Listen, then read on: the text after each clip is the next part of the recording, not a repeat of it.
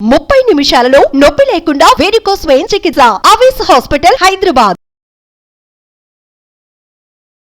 నమస్తే, welcome to India's largest digital media network Suman TV. నేను మీ కీర్తి. నాతో పాటు ప్రముఖ ఆధ్యాత్మికవేత్త డాక్టర్ అనంతలక్ష్మి అమ్మగారు ఉన్నారు. నమస్తే అమ్మా. నమస్తే తల్లి. జనరల్ గా మనం ఏదైనా పనిని శ్రద్ధతో, భక్తితో, సబూరితో చేస్తే, స్పెషల్ గా 21 నంబర్ ఎక్కువగా హైలైట్ చేసి చెప్తూ ఉంటారు. 21 డేస్ చేస్తే బ్రెయిన్ అది ట్యూన్ అయిపోయి అనుకున్న పనిని అండ్ మనం ఒక జనరల్ అలవాటులో పడిపోతాం అంటూ ఉంటారు. నిజమేనా? బ్రెయిన్కి అంత శక్తి ఉందా? నంబర్కి అంత శక్తి ఉందా? మనం చేసే పనికి అంత శక్తి ఉందా? నిజానికి మండలం అంటారు. 21 డేస్ అంటే మండలం 40 రోజులు, 41 రోజులు, 40 డేస్ 41 40 మండలం మండలం అంటారమ్మా. 40ని మండలం అంటారు. 40 డేస్ అయ్యాక ఆ కొత్తగా దానికి పెట్టుకునేది 41 అంటారు.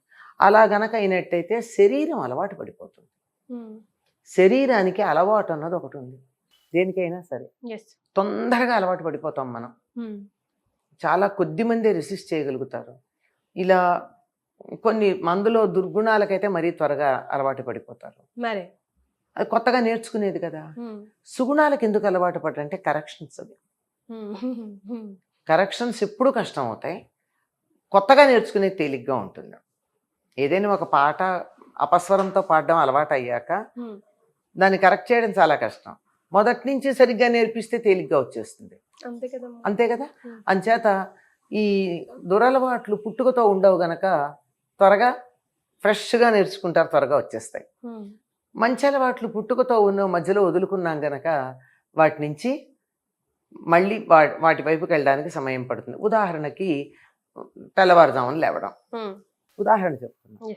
పిల్లలు, చంటి పిల్లలు ఎప్పుడు లేస్తారమ్మా? 4:30-5 లోపల లేస్తారు. అవునా కదా. ఇంట్లో చంటి పిల్లలు ఉన్నారంటే ఆ టైంకి కెవ్వని లేస్తారు. అది నెమ్మదిగా ఏం చేస్తారు తల్లులు? వాళ్ళు లేవడానికి బద్దకించి వాళ్ళని లేవకుండా కదపకుండా కాసేపు ఆ గదిలో లైట్లు తీసేసి దుప్పటి కప్పి జెచ్చి కొట్టి మొత్తానికి వీళ్ళు పడుకోవడం కోసం వాళ్ళు కూడా నెమ్మదిగా ఆలస్యంగా లేవడం అలవాటు చేస్తారు. అవునా కదా. ఇలా సహజంగా తెల్లవారుదామున 4:30కి లేచేటటువంటి జీవి ఆ అలవాటుని పోగొట్టుకోవడం వల్ల మళ్ళీ పొందాలి అంటే చాలా కష్టపడాలి. అప్పటి నుంచి కంటిన్యూ చేయనిచ్చారు నాకు పేరెంట్స్, సమస్య లేదు. అది ఎలా చెయ్యాలి. అప్పుడు ఏమవుతుంది? మళ్ళీ ఉదయం లేవడానికి చాలా రోజులు అభ్యాసం చెయ్యాలి.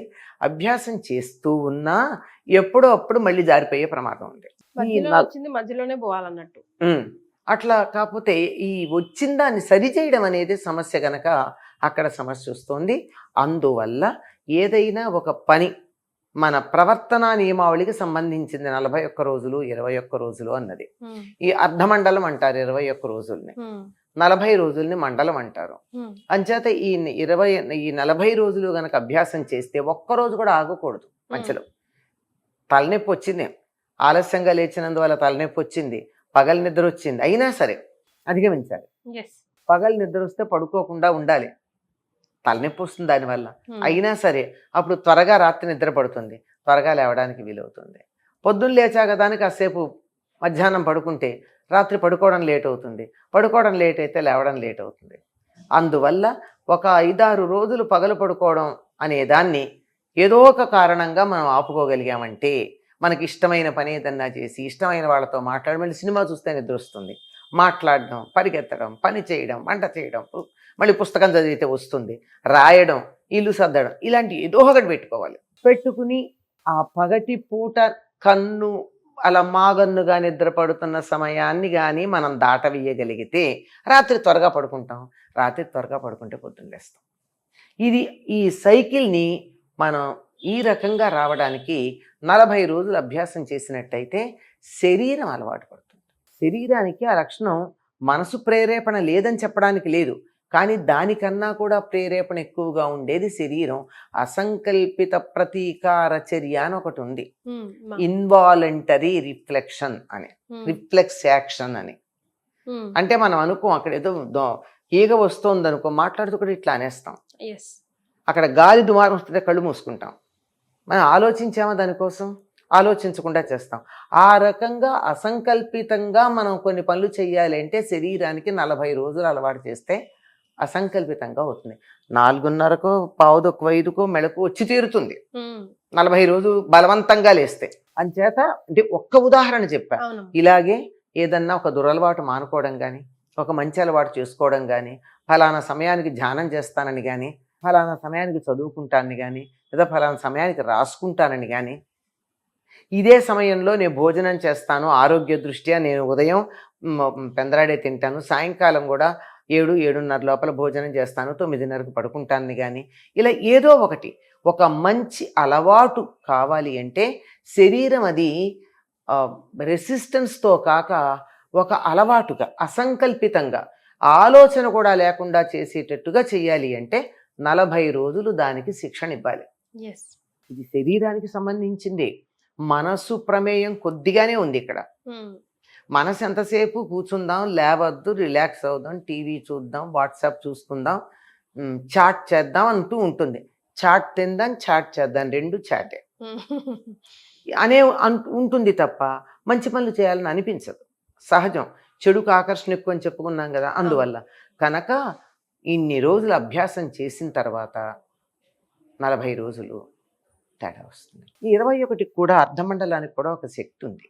కారణం ఏమిటంటే మన శరీరంలో 21 ధాతువులు ఉన్నాయి. 37 సమిధ కృతాహ అన్న 3 ఏళ్ళు 21 సమిధలతో ఇక్కడ తయారు చేయబడింది శరీరం. కనుక ఒక్కొక్క లెవెల్లో ఒక మార్పు రావాలి అంటే అట్యూన్మెంట్ అంటారు. దానికి అనుగుణంగా స్పందించటం అలవాటు కావాలి అంటే 21 రోజులు కనీసం చెయ్యాలి. అది అలవాటు పడిపోవాలంటే 40 రోజులు కావాలి. ఎట్యూన్ అవ్వడానికి 21 రోజులు, అలవాటు పడడానికి 40 రోజులు. ఇప్పుడు చెడు అలవాట్ల విషయానికి వస్తే అమ్మా, ఇన్ పర్టికులర్గా మనలో మనం చాలా మంది ఫర్ ఎగ్జాంపుల్ సిగరెట్ తాగే అలవాటు ఉందనుకోండి, అది చాలా టార్చర్ వాళ్ళకి ప్రాసెస్లో మానేయాలి. ఎట్లా కంట్రోల్ చేసుకోవాలి? దానికి చెప్పింది ఏంటంటే సరిగ్గా ఆ అర్జీ రాగానే ఫస్ట్ ఉండాల్సింది ఏంటంటే నేను ఈ దురలవాటుని మానేయాలనే ఉద్దేశం ఆ వ్యక్తికి ఉండాలి, లేకపోతే జరగదు. ఎవరైనా చెప్పినా వేస్ట్ ఎన్ని ప్రయత్నాలు చేసినా. ఆ మనిషికి నేను మానేయాలి అనేటటువంటి ప్రేరణ అనేక రకాలుగా రావచ్చు. ఇష్టమైన వాళ్ళు చెబితేనో, చచ్చిపోతావని భయపెడితేనో, అలా పెడితే కూడా ఫోన్లే ఇంకా త్వరగా ఇంకో 4 సిగరెట్లు చస్తే చచ్చా కానీ 4 రోజులు ఇంకో 10 తాగుతానంటారు. అలాంటి మనస్తత్వం ఉన్న వాళ్ళు కూడా ఉన్నారు. అంచేత వాళ్ళ గురించి కాదు, కారణం ఏదైనా కానీ నేను మానేయాలని సంకల్పం ఉన్నవాళ్ళు, నేను వాళ్ళు మానేస్తాను అనుకుని మానేసిన వాళ్ళు 3 మంది ఉన్నారు. అసలు ఏ కారణం లేకుండా అది అలాంటి మనస్సు ధైర్యం లేని వాళ్ళు కూడా ఉన్నారు. మానసిక ధైర్యం ఉన్నవాళ్ళు అట్లా చేస్తారు. మానసిక ధైర్యం లేనటువంటి వాళ్ళు, వాళ్ళంతటా వాళ్ళు డైవర్ట్ చేసుకోగలుగుతారా, లేకపోతే పక్క వాళ్ళు ఎవరైనా సహాయం చేయాలి. ఎట్లా? వాళ్ళు ఏ సమయానికి సిగరెట్ తాగుతారో ఆ సమయానికి వాళ్ళకి ఇంకో దానికన్నా ఆకర్షణీయమైన విషయం వైపు మనసు మళ్లించే ప్రయత్నం చేయాలి. ఆ సమయంలో అలవాటు లేకపోతే తాంబూలం వేసుకోవడం అలవాటు చేయాలి, లేదా ఆ టైంలో ఐస్ క్రీమ్ ఇష్టమైతే ఐస్ క్రీమ్ తినడం అలవాటు చేయాలి. ఆ టైంలో ఏదో ఒకటి వాళ్ళకి ఇష్టమైన పని చేయడానికి డైవర్షన్ చెయ్యాలి. మొదటి 4-5 రోజులు వాళ్ళకి ఇది నరాల మీద పనిచేసేవి కదా ఈ దురలవాట్లు. నరాలు లోపల బిగదీస్తాయి, మహాబాధ పెడతాయి, ఇబ్బంది పెడతాయి, చికాకు పెడతాయి. ఇంట్లో వాళ్ళు భరించాలి చికాకు. వాళ్ళు ఆ సిగరెట్ తాగే టైంకి సిగరెట్ తాగకపోతే ఇంట్లో వాళ్ళ మీద గంతులేస్తారు, తాడెత్తును లేస్తారు. లేస్తే లేచారు 4 రోజులు పర్వాలా, వాళ్ళు బాగుపడతారు, మనందరం సుఖపడతాం అనే సంగతి గుర్తుంచుకొని వాళ్ళు అరుస్తూ ఉన్నా, తిడుతూ ఉన్నా, తాండవం చేస్తూ ఉన్నా భరించగలగాలి. చల్లబడ్డాక సపోర్ట్ చేస్తూ ఉండాలి. ఇది ఒక వారం 10 రోజులు ఉంటుంది ఆ ఇబ్బంది. అంటే రెసిస్టెన్స్ ఉన్న వాళ్ళకి.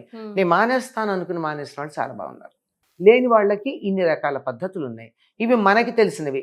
ఇంకా మీరు సైకాలజిస్టుల దగ్గరికి వెళ్ళి, కౌన్సిలర్స్ దగ్గరికి వెళితే వాళ్ళు చేసి చాలా ఉన్నాయి. వాళ్ళకి మెడిసిన్స్ ఇస్తారు, అది ఇస్తారు, ఆ హంగామా అవన్నీ. తర్వాత నర్వస్ సిస్టమ్ మీద, ఇది నర్వస్ సిస్టమ్ మీద పనిచేసి, అది నర్వస్ సిస్టమ్ మీద పనిచేసి వాళ్ళు ఏమవుతారో ఆ భగవంతుడికి తెలియాలి.